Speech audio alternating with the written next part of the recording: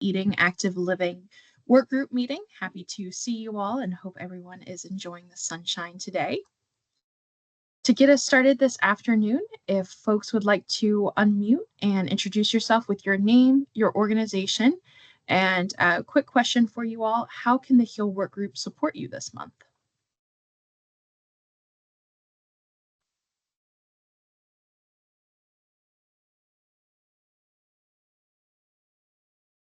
I'll go first. I guess my name's Adam Dodson, planning supervisor of the placemaking section here in the Prince George's County Planning Department, which is part of the Maryland National Capital Park and Planning Commission. And if that's not already me saying too much, I'm afraid I'm going to be doing a presentation today. So what I think that HEAL can support me with this month, there's something literal, which is an event we have on Saturday, April the 5th, which I know you're already coming to, which is fantastic. But also this is a great opportunity for me to just to kind of learn a bit more about how HEAL and the planning department, and in particular community planning, can, kind of better work together on our various initiatives. Great. Thank you, Adam. Certainly looking forward to the Love My Largo event this Saturday. Would anyone else like to make an introduction?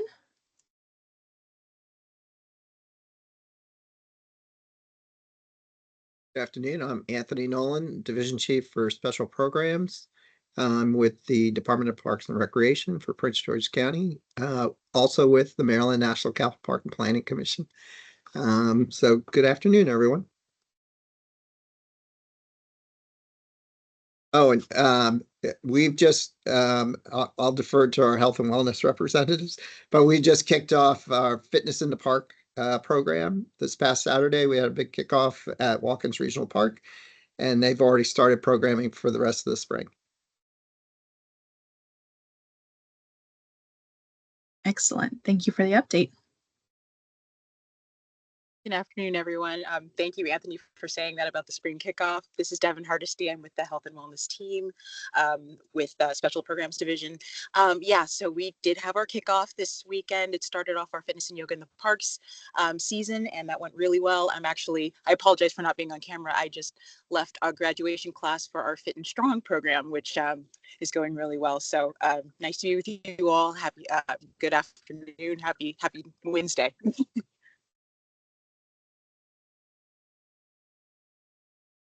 Thank you so much. And Krista, I saw you came off mute earlier. Yes. Good afternoon, everyone. My name is Krista Smith, and I'm one of the newest members of the Office of Assessment and Planning at the Prince George's County Health Department. And I don't have any specific requests or expectations of how the work group can support me this month, but I am here to support the group and to learn more about it and find out how I can assist and support. Thanks, Krista. Great to see you. I will ask from the Office of Assessment and Planning with the Health Department. We are conducting our community resident survey. It is actually wrapping up this weekend. So I will share the flyers in the chat if folks can share with your networks.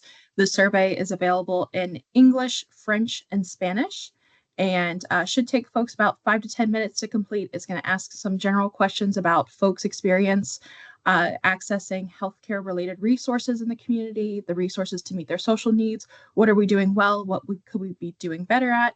And hopefully we hope to use this survey to inform our community health assessment. So could definitely use your support in getting that survey out, and it will be out in person in the field this Saturday at the Love My Largo event. Anyone else would like to introduce? Sure. Hey, Taylor, this is Jessica. I can go next. I apologize for being a few minutes late. I'm actually leaving an event as well. So hi, this is Jessica Moy. So I am Vice President for the American Heart Association. I also serve as the HEAL co-chair. Today is actually, we are kicking off our National Start Walking Day. So actually we had an event this morning at I'm not sure if everybody's familiar with the St. James complex. It's over actually in Springfield, Virginia, where we collaborated there with He Auto Store, which is a national sponsor with the American Heart Association, as well as Old Glory, which is a DC rugby team, where we kind of just starting our camp, getting people to come out and move more with fitness. April is also actually kind of like our, physical fitness month, to trying to encourage people to just to move more. So yeah, so that is actually kind of what we're trying to get everyone to start doing, to just going out there to start moving more, and actually, trying to encourage people to start walking. What we could really use some help with, just as a personal for our, locally, is as Taylor knows, we are really trying to encourage organizations, especially if you are working on a clinical space. We also are working to try to get working with clinical organizations around our ambulatory, which I think, Taylor, I don't know if we're going to send out more information around our, I know we're going to be having an upcoming meeting with some of our clinical practices, sorry, in the in the car. But yeah, I don't know if we're gonna, I know we have a meeting now coming in a couple of weeks, that we're gonna have a meeting with our clinical practices in Prince George's County. But if you are working in a clinical practice, we would love to encourage to work with our Target BP initiative to really look at hypertension. But that is something that we are really trying to work at for the next couple months. So yeah, so that's what we're looking at. But in general, just physical fitness and getting everybody just active for the remainder of the year, especially now that it's more encouraging weather warming up, and getting people to go out there and do physical fitness in April and May. Thanks, Jessica. And I have the update at the end. We have the community announcement for folks and a flyer for folks to take away as well, with that announcement that Jessica was just mentioning. So I will be sure to bring you back to the floor when it is time. But otherwise, we will go ahead and jump into our meeting agenda today. Folks, feel free to continue using that chat function. If you'd like to include your contact information in the chat, feel free to do so, and folks can reach you after the meeting. So for our agenda today, we have an exciting presentation from Adam on Plan 2035. So looking forward to that presentation. We'll open up the floor for some Q&A time, and then end with our community announcements. As usual, we are here to accomplish a shared vision together. The Healthy Eating, Active Living, HEAL Work Group envisions Prince George's County as a place where everyone has access to fresh, nutritious food in environments that promote good health, wellness, and active living. So thank you all for being a part of this vision and for carrying it out always. All right, and with that being said, Adam, I will go ahead and turn it over to you. Would you like to share your screen, or do you want me to continue sharing on mine? Let me try and share mine, and then I don't have to keep sort of asking you to do the next slide and stuff. And if it doesn't work, then we'll revert to revert to that. But oops, hopefully I've got it queued up already. Let me know. I don't know if I'm going to see it. Let me know if it comes up. If we are seeing your screen. Yes. Great. Okay. Fantastic. I'll do my best to make it exciting. It's Plan 2035, which is the county's comprehensive plan, with a time horizon of 2014 when it was approved, to 2035. But of course, we would expect to be reviewing, revising, and possibly replacing it before 2035 even comes around.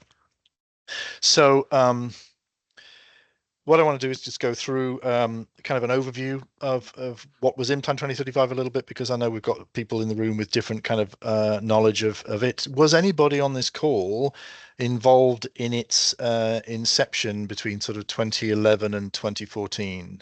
You can obviously just pop it in the chat, maybe, or put your hat, do one of those emoji responses or something. But because that would be interesting, because I certainly wasn't. I joined the commission in 2018. I spent most of my working life in England, as you can probably tell.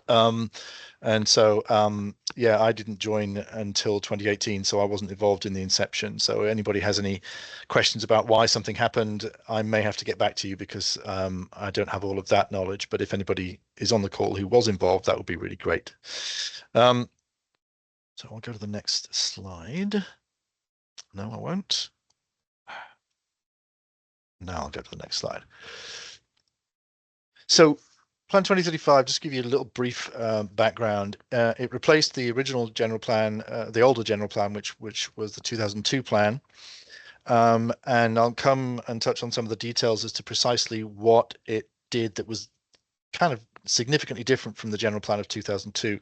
The 2002 plan was a little bit more of an everything everywhere sort of plan. It was sort of talking about the fact that they were encouraging housing and they were encouraging jobs and they were encouraging, sort of safer and happier environment. But it also did seem to be a little bit of a scattergun approach when it came to kind of getting developers and others to focus on specific areas. And so one of the main things that Plan 2035 did was to switch that and give the county a focus and give the county areas that we wanted both developers and others to focus on in their development. I'm contractually obliged to say that it won some awards. But also to kind of let you all know that for those not necessarily familiar with the planning system in general, the comprehensive plan, or the general plan as it's called, is exactly that. It's a general plan. It has a lot of policies and strategies in it that are aimed generally across the county and saying, this is how we want the county to grow across the county.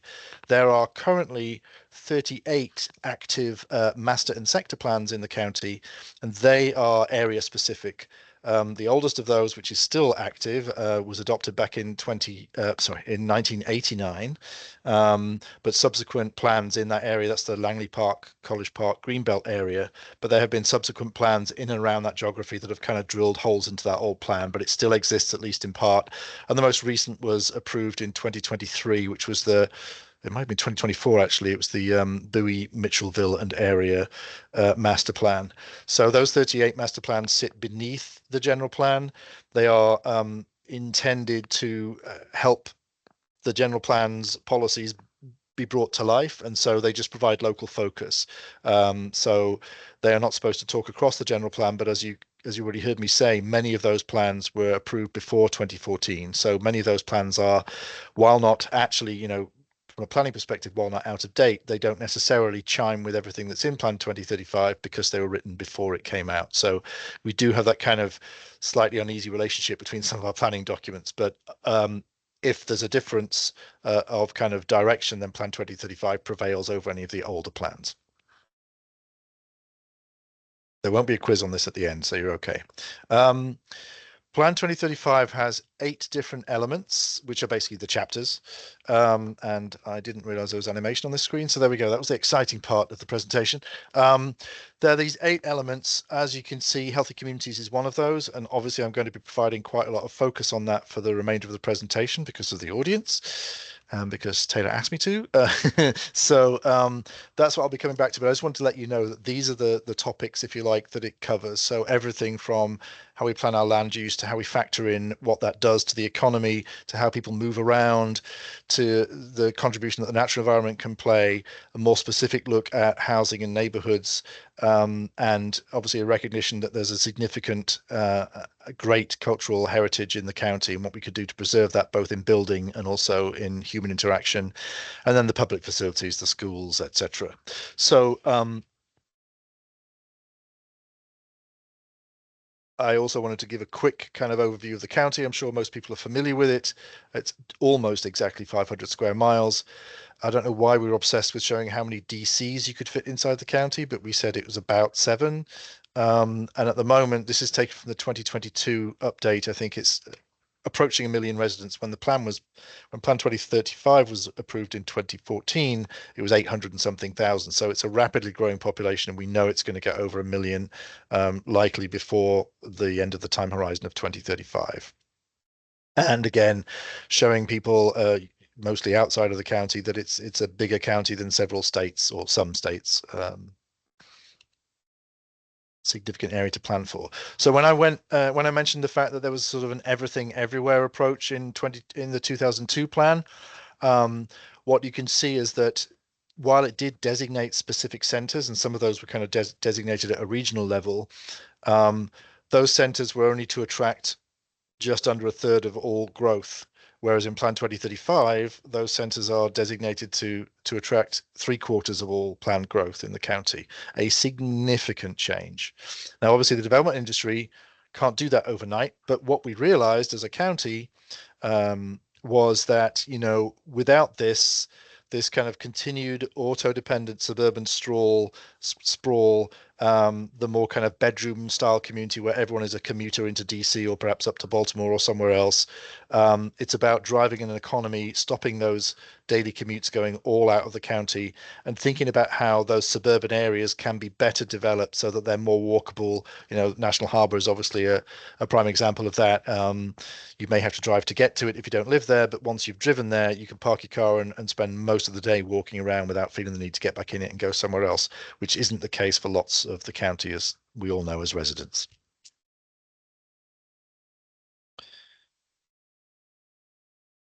Really, the most important policy, if you like, in the whole plan is the growth policy, because this sets the physical limits of growth, desired physical limits of growth, and also helps us achieve that distribution of 75% in the centres and 25% elsewhere. So when we say centres, we have the diamonds, which are the 8 regional transit districts. So you can see them named there. I'm not going to go through them. Obviously, Prince George's Plaza is now Hyattsville Crossing, and Largo Town Centre is now downtown Largo, but they're still the same place. And so those are key areas of focus for the Commission and the Planning Department. And then the local centres, almost all of them are metro stations, as I'm sure you've noticed, or transit stations at least. Notable exceptions are Conterra up in the north. It's number 1. Bowie is number 18. Where else have we got? National Harbour is one of the regional transit districts, despite not having masses of public transit. Oxon Hill next to it is number 25, and Westphalia is number 24, and then Brandywine down at the bottom there is number 26. Those are the only ones that are both outside of the Beltway and do not have transit access or mass transit access, other than perhaps buses. So a lot of the county has rail, whether it's Metro or MARC, but certainly by no means all of it. And the further south you go, I'm sure we're all aware, the less public transit there is. Those brown blodges in the pale yellow area are what called future water and sewer service areas, which means they don't currently have piped sewers. They are basically well and septic, and so we don't want to encourage development in those areas for those obvious reasons. And the pale sort of yellow is what we call the established communities, which is these are the suburban parts of the county. They're already built up. There's lots of single family residential housing. Much of it might be detached, might be in larger lots of land, but it's already largely developed, and therefore it's what's called an established community. So we can't ignore that those exist, and if they need additional facilities and other support through new development, then they should get that. But we still want the focus to be on those 26 local centres and those 8 regional transit districts. So that's the policy, and that's again the distribution. When I said the 75%, half of all new housing growth should be directed to those 8 regional transit districts. Doesn't take much. If you close your eyes, you can picture some of those districts, like Largo, for example, where we are, or at least where I am. You can think about how there's lots of offices. There's been a lot of demolition near the metro, but there hasn't been a lot of actual new development. That's not to say it's not coming, and that's why perhaps some of those spaces have been cleared, because we need higher density growth in those areas and to make them more walkable. And here's how in 2022, after doing some modeling, we found the distribution of that new growth had been occurring. Nobody expected it to be anywhere near the 50% mark overnight, which is 5 years is kind of overnight for planning. And also one of the key points to mention there is that much of the development was built between 2017 and was approved way before that, and a lot of it was approved before the general plan was approved. So you can't undo a planning permission, at least unless it expires. And so consequently, we still saw lots of development occurring outside of those centres because it had already been approved and was therefore already in the books. What I can say is that when we cast the pipeline forward to look at remaining current at the time approvals, we can at least see that there is a shift which tells us that we think some of those policies were starting to bite and some of the developers were taking notice. And so again, it's nowhere near 50% as of this moment or as of 2022, but you can see that there is a significant shift in the pipeline, and it's moving in the right direction insofar as the numbers are going up in those centres, coming down in established communities, and staying as low as they need to in the rural and agricultural areas. So that's a conversation about kind of the overall policy direction of Plan 2035, I just wanted to highlight that there are 299 strategies, and one of the jobs that we did as part of our review wasn't just a demographic and other kind of big data review. It was also to look at every single one of those strategies and find out if any of the implementation or action language in those strategies had been occurring or had actually occurred. This should have been where we started a conversation with health partners as well as our education partners and others, because they are the people who are most likely to know what's been going on in that area, and consequently we wanted to ask if any of those things had occurred. Next few slides I'm going to talk about precisely what the healthy communities section element of the plan said, and therefore what we started to find out when we had our conversations with colleagues. So healthy communities, there's an overarching healthy communities goal. Taylor shared the HEAL goal. This is a very similarly aligned goal. It's obviously very broad in language, and therefore it's easy to be more aligned, but this is what we said in Plan 2014, in Plan 2035 in 2014, that the healthy communities goal was to create safe, connected communities that promote active lifestyles and provide convenient access to healthy foods. There are only 4 policies in Plan 2035 that are in the healthy communities elements. So I'm going to go through them all. There are more strategies than I'm showing underneath each one. This is a related, the text in black is a related strategy to the policy above. This one is much more aimed obviously at the planners and the planning department to make sure that every time we introduce a new master plan or even any development review, we're looking at health impact assessments. Now, I think this is probably something that we might need to talk about in our discussion. I'm not really that familiar with health impact assessments other than back in England, which is probably not the same thing. And so I'm curious as to know whether they are things that are driven through the development review process, whether the health department gets involved in development review and how, and also if the health department and people on this call feel as if they're integrated into our conversations when we develop new master plans. Are we reaching out and asking those questions? Are we asking you to carry out health impact assessment on the plan as well as on individual development? The second policy is about access to fresh and healthy foods. I've just kept the goal on the same. The goal isn't different. I just kept the goal on each slide just so it's there. But so this is about access to healthy foods, and it does clearly call out that in partnership with local nonprofits and the county's health department and others, to identify suitable local infill and brownfield and other sites that may be appropriate for urban agriculture activities, community gardens, etc. Again, I'm not sure how much of a conversation was held either back then or continually since then. Anthony and colleagues on the call for Parks can obviously speak to what if Parks has been able to have any success in identifying such sites and in seeing the increase in urban agriculture. I think a lot of it has happened with encouragement of our department, but I'm sure some of it has happened because the local community wanted to make it happen and they found their own site. And that's great. It's not saying we have to be the funnel for everything, but I think it's good for us to know where the successes are, what were the things that made those things a success, and how can we replicate those across other parts of the county, especially those underserved by access to fresh food and other things in their grocery stores. And also the other point I wanted to copy in on the bottom here is about supporting the Prince George's County Food Equity Council. I'm not happy that I'm ignorant of that, but I don't know anything about it. I don't even know if it still exists. And I don't know if that's something else that could be worth discussing after I finish my presentation. Access.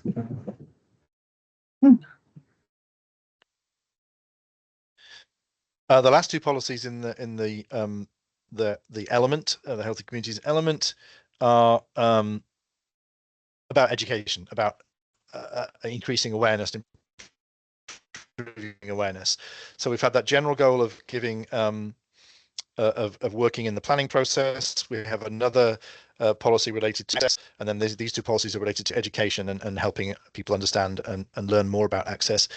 Just as a slight aside, I'm happy to say that as part of our Love My Largo event that Taylor mentioned this morning, that's happening on April the 5th in Largo this weekend, rain or shine, and it's probably going to rain a little bit, there is a master gardener, and the master gardener is going to have a demonstration and show people how to grow produce, herbs, etc., in things even as small as buckets or pots. So we like that idea, and I think it's helpful to have that, but it's a drop in the ocean compared to what needs to happen. So these policies are there about education and building awareness.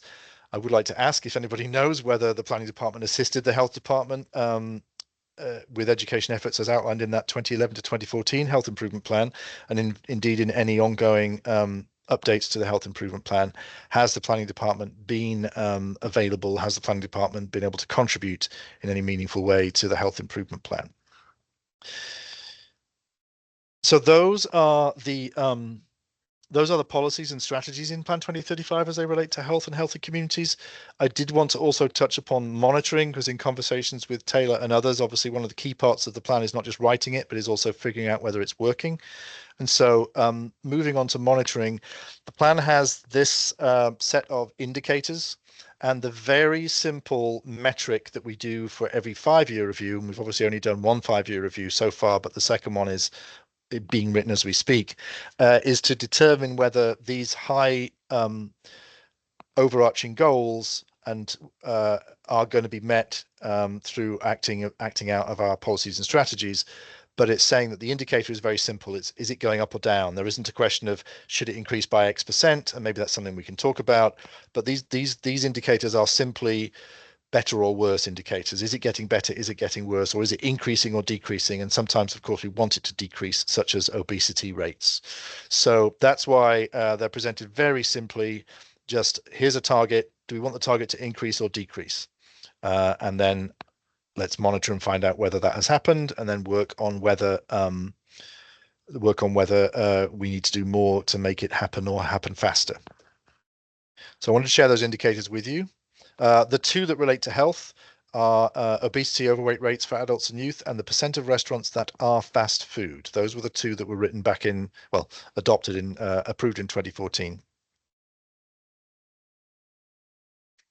So I just wanted to share with you quite quickly where we were in the first 5-year review. So we did obviously have statistics. As I mentioned, the percent change wasn't something we needed to report on per se. It was just whether the target was being met or not. But of course, we thought it was actually really important to understand how close to achieving the target we were or are at that time.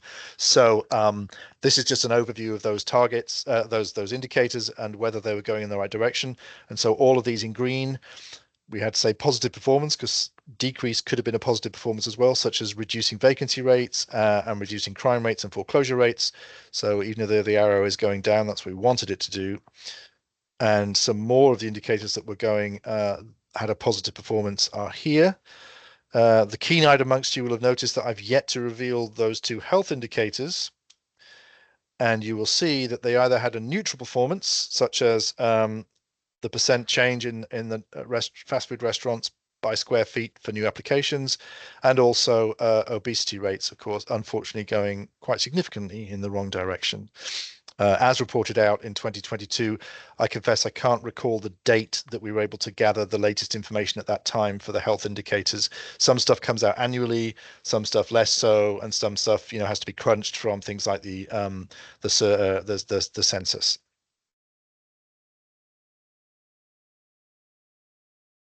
So I just also wanted to touch very briefly the high-level process, if you like, for monitoring. I've kind of touched on this, but when it came to the indicators, the first thing is simply to review those against the element goals, review them against available data, and then we made some recommendations to potentially revise some of those indicators. It seemed that after the plan had been in place for 5 or more years, it may be that the indicator either doesn't actually have great associated data, and so why try and measure something that is just not easily measurable? Or alternatively, so what? We've achieved the indicator. Is it really telling us anything? Maybe we need to sharpen the indicator slightly. Maybe we need to have more indicators in certain areas, and that's why the final bullet is there, that some of the recommendations were to actually create new indicators as well. So I just want to very quickly touch on a couple more things. The first is that these were the recommendations related to the 5-year review. So we wanted to consolidate and coordinate some of our data collection. It wasn't always easy to find it and to replicate it. So we need to figure out, perhaps regionally, not just within the county, but where are the best sources of data for all of those things that we're trying to find. And that's obviously a conversation we can have with colleagues on this call as well when it comes to those health indicators.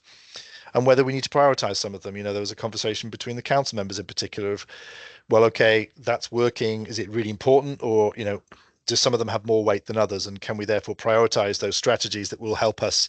Where do we want to focus our attention to move some of those indicators more quickly, perhaps? And also at the time, there was no really solid indication of the pipeline data. That pipeline data I shared with you came out after Plan 2035 was approved and after the first 5-year review was completed. So I'm happy to say we have now got a better picture of our development pipeline. And then specifically about some of the elements, we looked at revising indicators as well as adding new ones, as I mentioned. And the two healthy ones were both ones that we suggested. Oh, sorry, the healthy indicator relating to fast food restaurants was one that we indicated we would change slightly because it was actually proving quite difficult to measure amongst other things. The obesity rates were to be kept the same, not the rates. The monitoring of the rates was to be kept the same. So this last slide focuses in on the healthy communities strategies in the plan element. And those two indicators, decreasing the percent of restaurants and decreasing obesity and overweight rates for adults and youth. We worked to try to make, causal links between those strategies. The words I shared earlier about, let's make sure we contribute to this and let's make sure we work together on that. And to say, well, will those actions have a strong effect, we think, on the indicator and the performance of the indicator, or will they perhaps not necessarily make a bigger difference? And therefore, for the next plan or for the next 5-year review, what could we do differently that actually really helps us to achieve those, to start to meet these targets? So you'll notice I mentioned earlier that we proposed to change the indicator from for fast food from decreased percent of restaurants that are fast food to increase in square feet of non-fast food restaurants per capita. That was also some data that we found that is more readily available. You obviously, I think, know better than I whether you think that's a good proxy or whether it actually changes the goalpost slightly, but the intent behind it is the same, that we're seeing more healthy food options rather than more fast food options. And then those policies, some of which I included in the presentation earlier, but certainly not all of them, we believe those ones, the 1.1, 2.2, etc., would be more directly related to seeing that indicator move in the direction we wanted. Meaning, if we put our effort into doing what the policy says we should do, we should see a positive impact in the indicator.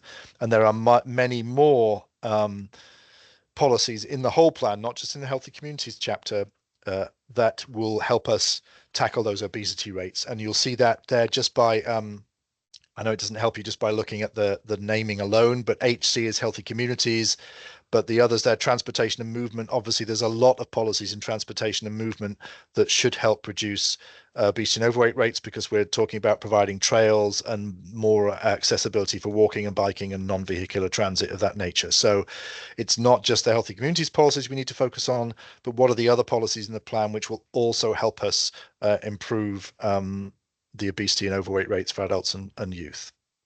I know that's a lot to take in a short period of time, but it is just an overview. And of course, we're about to have a conversation, and B, I'm always available to have any follow-up conversation or emails, and others in the planning department as well. I'm only just the one person, but I'm representing kind of the whole department today. So there's plenty of us here, and there's plenty of us who are eager to keep working with all of our partners, especially in health, to see how we can improve things. That is the end of the presentation. Thank you. I'll stop sharing.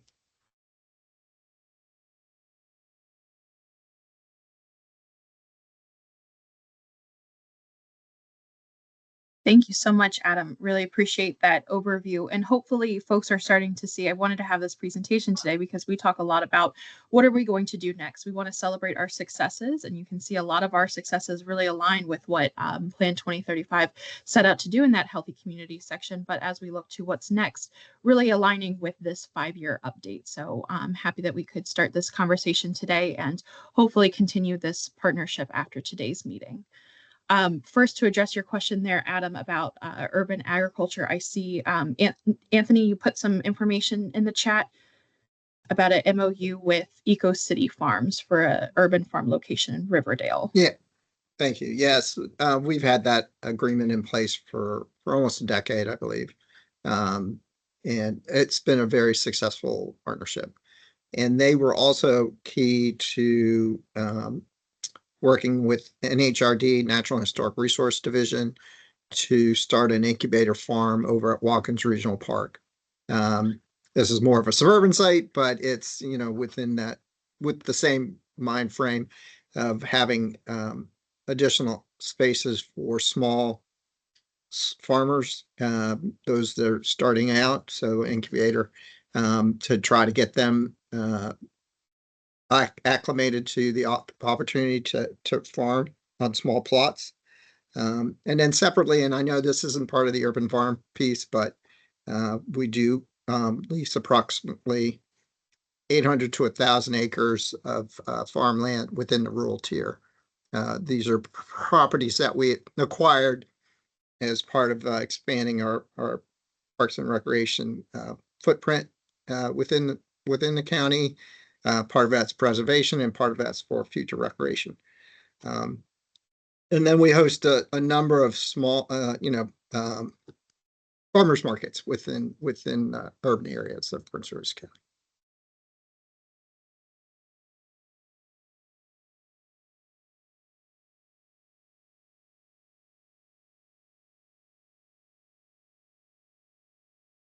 Thanks, Anthony. Any questions or any initial reactions for Adam?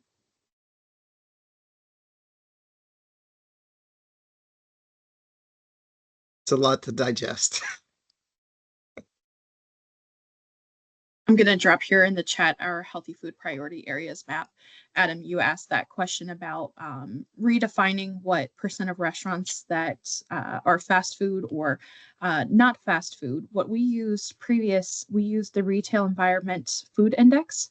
So there may be some language there as we start to think about crafting that indicator in particular. So that was looking at measuring those healthier food options versus the less healthy food options. So there may be some specific language that we could call on for that indicator.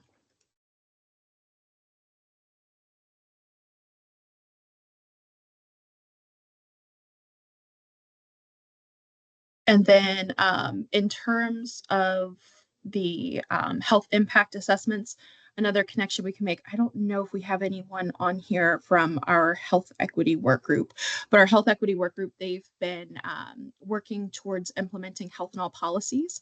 And so I think that aligns very well with those health impact assessments and working with County Council and the Board of Health to understand the process for legislation and what does it look like in those proposals to include the health impact assessments. So we can certainly get folks connected offline as well to learn more about that initiative and see where we're at with that.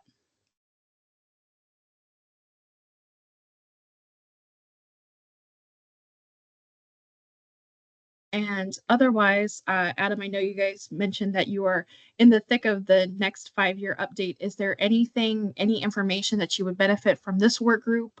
We have several organizations represented, again, from the healthy eating space and the active living space.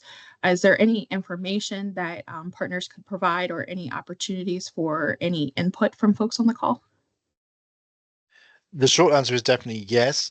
I think what I would say is that I'm aware this is kind of it's a bunch of questions that we need to ask, and it may not be the conversation that you feel is perhaps the best, if I can put it that way. But because we're focused on our strategies and saying, okay, we said we'd have a conversation about X, did that ever happen? That's not the end of our conversation, but that's what we're currently tracking, is whether any of these things have actually happened or not. After that, what's much more important is, okay, so what next? Even if it has happened, well, look, the data isn't shifting much. The indicator is still kind of bobbing along, and it's not really going in a direction like we hoped it would. So, as I mentioned, I think, does that mean that we've got the wrong strategy in place? Does it mean we haven't applied it correctly, or does it mean the indicator doesn't make any sense or is not as important? So I think we're open to all those conversations, but I think from our perspective, I will speak with Thomas, who's the person who's leading on this particular 5-year review, and I'll certainly ask him, maybe just to start with you, Taylor, and say, hey, these are questions we'd love to ask the right people. And then if you can help me kind of distribute the questions to the right people on this call, that would be great. And again, with that caveat that we're not saying this is the only conversation we want to have with you, but we're focused on this right now. But let's say, okay, now you've answered that. Okay, so what next? I would also set the expectation that at some point in the next 5 years, for sure, I would expect us to start working in earnest on whatever the next planned time horizon will be, perhaps plan 2050 instead of plan 2035. It might be 50, it might be 55, but it depends when we start, I suppose. Comprehensive plans tend to have a 15 to 20-year time horizon. And while no one's kind of, that's not like a strict ruler, it's more of a bungee, it depends when we start to when we would actually approve it to what the date would be, but it would be 2050 or 2055 is what I would imagine it to be. And as I mentioned at the outset, we wouldn't wait until 2032 or 2033 before we started thinking about that. We would have already had that in train, and it would likely to be approved even as early as 2030. So it would, replace 2035 completely. So I think when we're having conversations about the next iteration of the plan itself, that's the best time for everyone on this call to say, okay, I'm sure we'll do it this way, but that's the best time to say, let's have a focused conversation on health. And then also, I think that'd be helpful to have a multi-agency conversation at some point so that we don't all get comfy in, and I'm not saying anybody does, but we don't get comfy in silos, and we have to understand that the health goals have to also chime with the education goals, with the with all the other goals that we have, the transit goals, and the likelihood is that no one's going to get the perfect outcome, because the general direction of travel is let's not make things worse, but also what is our number one priority. And planning is 3 legs of a stool all the time. It's environment, it's economy, and it's kind of social sociability and social infrastructure and health and well-being. And sometimes we have to focus more on the economy and a bit less on something else, just because otherwise we do the short-term pain for the longer-term gain. You can't do any development without having a negative environmental impact, but how do you mitigate that, and how do you work on that to still make it so that people would still have access to what they need to? So we have to bear that in mind, but we'd certainly benefit from a focused conversation with health colleagues in particular to say, as we are planning the next version of the comprehensive plan, where are you in your planning? Where are you in your strategies? And how do we incorporate your direction of travel in your strategy into our plan? Because we definitely don't want to ignore or talk across it. I see a hand raised. Yeah, I just had a quick question. And maybe I missed it because I did join late, but it was a really good presentation, the part that I was able to see. So thank you for that. But I guess I was just trying to understand. So I hear the plan and like the indicators. Is there like any level of accountability to any particular organization or agency in terms of, moving the needle? And then how often is this presented to like county council in terms of them planning? So for instance, if they're considering, taking I guess agreeing to, put another Taco Bell in a region or a part of the county, like how does that impact their planning? Are they considering these indicators as they're doing those types of things?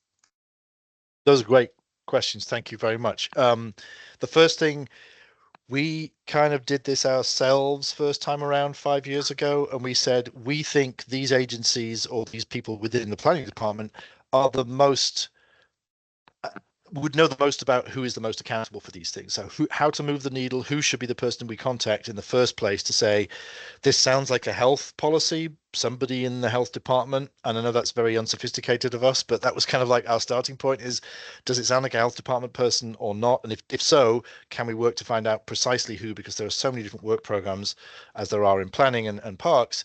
How do we get to the right people to even have that conversation? That's why I asked, perhaps in vain at the beginning, whether anybody has been here long enough to have been involved in those conversations back in 2011, 2012. And I didn't expect a yes, but there could have been. So, I think it's never a bad time to make that assessment. And I think from us, what would be really helpful would be to at least know that we're talking to the right people, because sometimes somebody might know enough to know that they can answer a question, but actually they wouldn't have been the best person to talk to if we'd known we could have contacted somebody else, we would have contacted that somebody else. So it's a thing for us we put the feelers out, we hope we get the responses. If we don't, we keep pushing, and then eventually, hopefully we get to the right person. But I think making this connection today is obviously really helpful for me and going forward in this exercise. So hopefully that answers that part of the question. We made an attempt to figure out who would be the best people, but sometimes it was only we basically went through the front door rather than going to the right office door, if that makes sense. And as for county council awareness, there is a group that focuses on Plan 2035, a council member group that focuses on Plan 2035, and so they are acutely aware of the fact that it's monitored through these indicators and not just a general dumping of data that we get from the census or what have you. So there are different groups that are sporadically aware of this, and then there's one group that has more of a focus on Plan 2035 at the council level.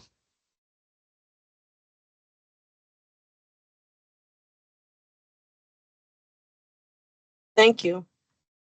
Thank you. All very exciting. I know in terms of our community health assessment, we're constantly asking those data questions. How can we better access regional data, and that discussion, looking forward to that. But then also I know, several of us on the call are going through new strategic planning processes. A lot of folks have reached out to the health department for input and participation in their strategic plan. We have a strategic plan that's coming out. We have our community health assessment. I know we've got Adventist on the line. We've got University of Maryland Capital Region. We'll all be responsible for community health improvement plans, updating those community health improvement plans moving forward. So really excited to have this discussion today and to continue the partnership. Any other questions for Adam, or any other points anyone would like to wrap up regarding the Plan 2035 presentation?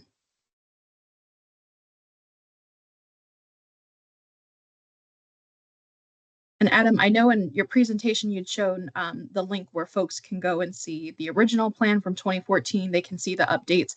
Is there a best place for folks to go to see new updates and anything that's going to come out later this year? I'll come back off mute. Yes, there will be. It's the Plan PGC website. What I'll do is I'll put it in the chat. It's not got any. It's almost like it hasn't got any hint that we're doing anything at the moment, but it's almost like there'll be like an unintentional big reveal. We have to obviously go through the county council before we can share things, but for work groups we can obviously share things. So I'll post the sort of the public link, but I'll work with Thomas to figure out the best way of sharing some of this stuff, because we want to get the most out of everybody on this call. So I'll work with Thomas on sharing that with you, Taylor, and then you can share it with the group. But for now, I'll just I may have done this before. I'm just going to drop the general folder. And what I mean by that, so website, and that will give you access to both Plan 2035 itself and the 5-year review if you want to look at it in more detail. And obviously, if it sparks any questions, that's great. And, please come back.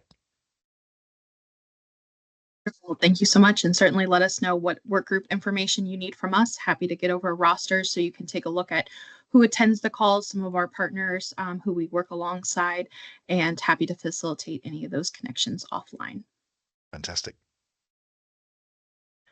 Alrighty, well, thank you again, Adam, for your presentation today. Really appreciate your time coming to introduce the plan to folks and to hopefully facilitate updates moving forward. We will go ahead and jump into our community announcements. So we have talked about this event all throughout the presentation. Excited to share with you all the Love My Largo event taking place this Saturday from 10 a.m. to 2 p.m. This stretch is going to house 3 different sections. So there is an environmental and community hub, a health and wellness hub, and an arts and sustainability hub. So I know our folks over at Prevention Link, our diabetes prevention program, they'll be taking place in the health and wellness hub. But I was excited to hear about the folks who are going to be there for making some planters. So certainly looking forward to that. So anyone who is interested, please come out. A great location there, and hopefully the weather cooperates. Next, this Saturday is a very busy day. A lot of great things going on in the community. Happy to share from our friends over at Vibrant Health and Wellness Foundation. They are having a partnership for a Healthier Prince George's County conference at the Prince George's County Community College from 9 a.m. to 3 p.m. I will share with you all this flyer. There's a brief registration link to put if you are attending, and otherwise looking forward to this event as well. And next, Jessica, I will pass it over to you to announce from the American Heart Association.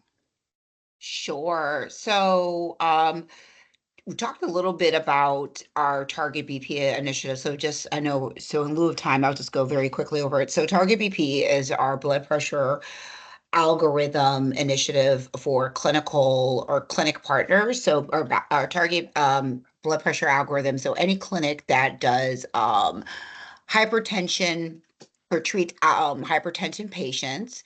We have a treatment that works for hypertension patients. We work with them to make sure what are the best practices when treating hypertensive patients. So whether it's making sure that they're taking blood pressure correctly, when it comes to accurate blood pressure, when it comes to cuffs, when it comes to making sure that they're sitting correctly in the chair, they're not, that a clinical provider is not maybe, or whoever's taking the blood pressure, whether it's the provider or whether it's the medical assistants is maybe not speaking to the patient when they're taking the blood pressure.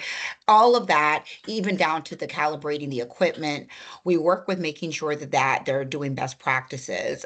So it's kind of a two-prong approach where we have a grant opportunity where we're working with data submission to submit data around target BP, so around hypertensive data for their patient population, but at the same time making sure that they're doing best practices, and we'll work with each clinic. And I want to say that the deadline, Taylor, I think we have is it on the next page or no? Is that the only page? This is the only one, this? but I believe it's April 25th.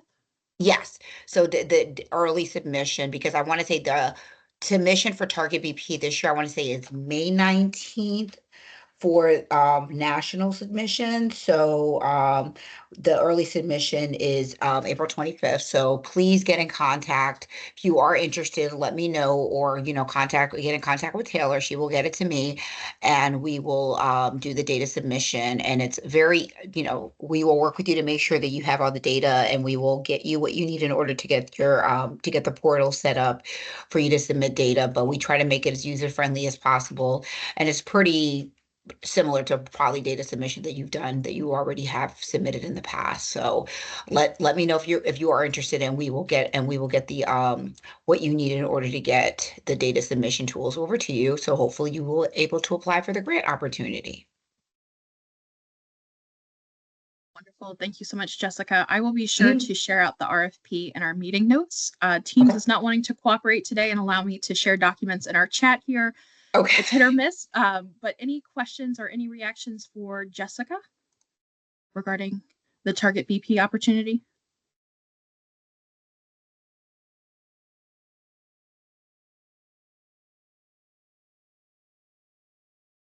Jessica,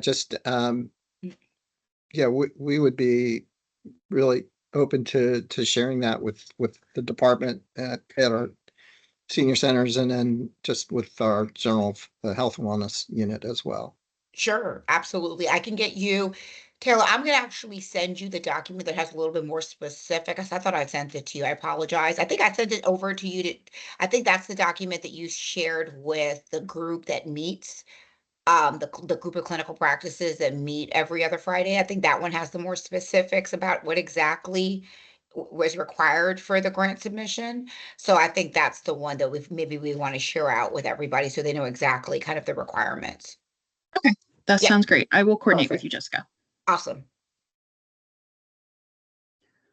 Jessica, Right. is Prevention Link, have they already discussed this opportunity with you, or should I make sure we discuss that offline? I think we have Taylor, is that who? I think we're meeting, right? Yes, we're actually meeting tomorrow. Perfect. Yeah. Thanks. Great idea. Thank you all very much.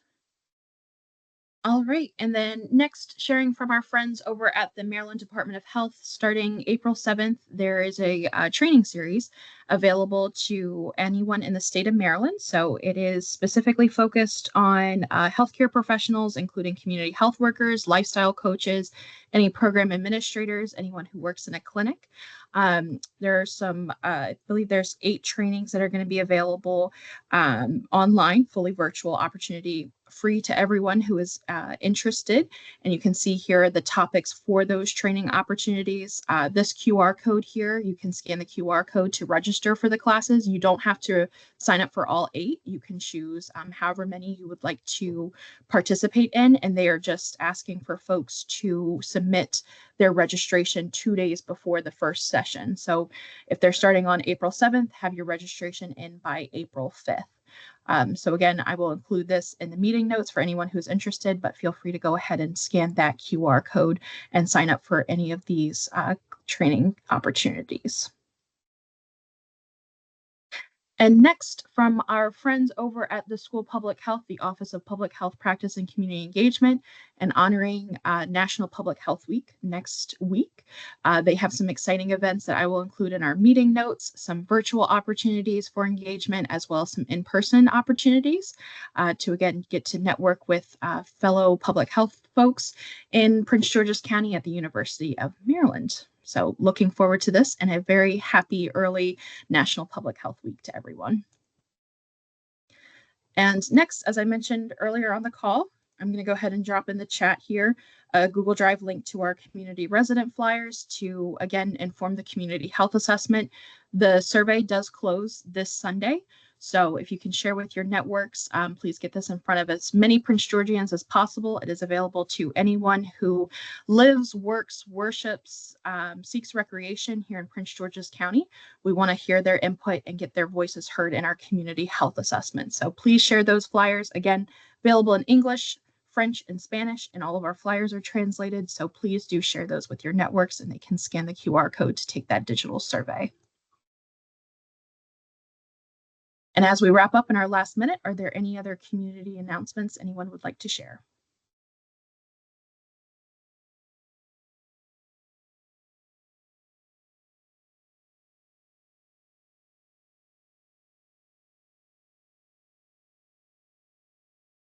We're sold out for online registrations, but we are hosting our Glow Walk for Autism on Saturday at Watkins Regional Park. You can feel free to walk up, and we are doing on-site registrations.